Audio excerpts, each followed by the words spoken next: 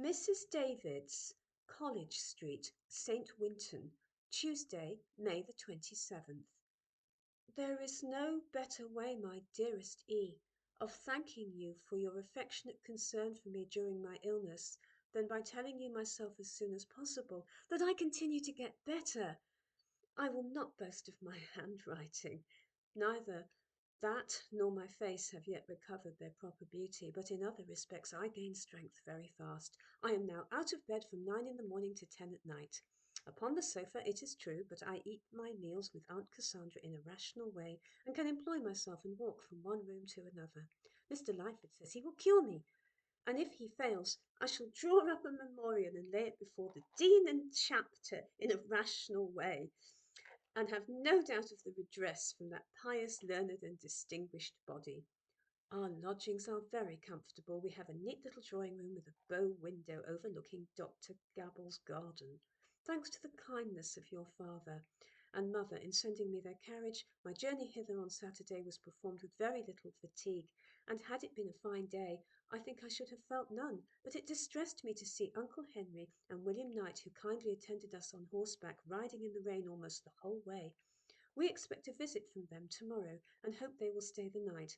And on Thursday, which is a confirmation and a holiday, we are to get Charles out to breakfast. We have had but one visit from him, poor fellow, as he is in the sick room, but he hopes to be out tonight. We see Mrs. Heathcote every day, and William is to call upon us soon. God bless you, my dear E. If ever you are ill, may you be as tenderly nursed as I have been. May the same blessed alleviations of anxiety, sympathizing friends be yours, and may you possess, as I dare say you will, the greatest blessing of all in the consciousness of not being unworthy of their love. I could not feel this. Your very affectionate aunt, J. A. The following extract from a letter which has been before printed, written soon after the former, breathes the same spirit of humility and thankfulness. I will only say further that my dearest sister, my tender, watchful, indefatigable nurse, has not been made ill by her exertions. As to what I owe her and the anxious affection of all my beloved family on this occasion, I can only cry over it, and pray God to bless them more and more. Throughout her illness she was nursed by her sister, often assisted by her sister-in-law, my mother. Both were with her when she died. Two of her brothers, who were clergymen, lived near enough to Winchester to be in frequent attendance and to administer the services suitable for a Christian's deathbed. While she used the language of hope to her correspondents, she was fully aware of her danger, though not appalled by it. It is true that there was much to attach her to life. She was happy in her family. She was just beginning to feel confidence in her own success, and no doubt the exercise of her great talents was an enjoyment in itself.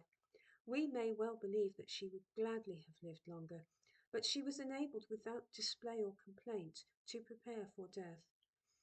She was a humble, believing Christian. Her life had been passed in the performance of home duties and the cultivation of domestic affections, without any self-seeking or craving after applause. She had always sought, as it were by instinct, to promote the happiness of all who came within her influence, and doubtless she had her reward in the peace of mind which was granted to her in her last days. Her sweetness of temper never failed. She was ever considerate and grateful to those who attended on her.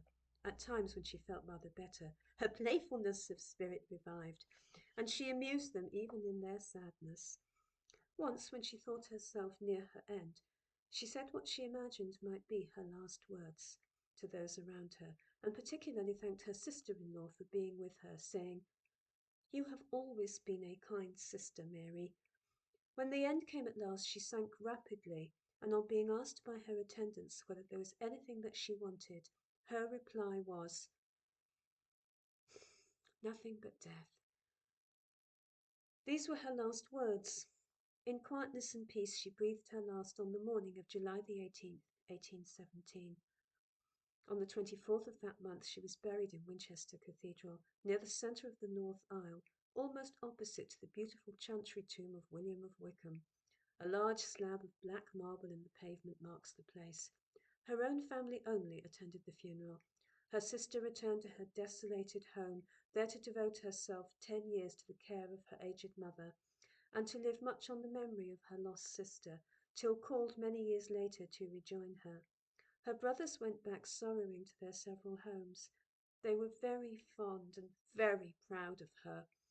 They were attached to her by her talents, her virtues, and her engaging manners, and each loved afterwards to fancy a resemblance in some niece or daughter of his own to the dear sister Jane, whose perfect equal they never yet expected to see.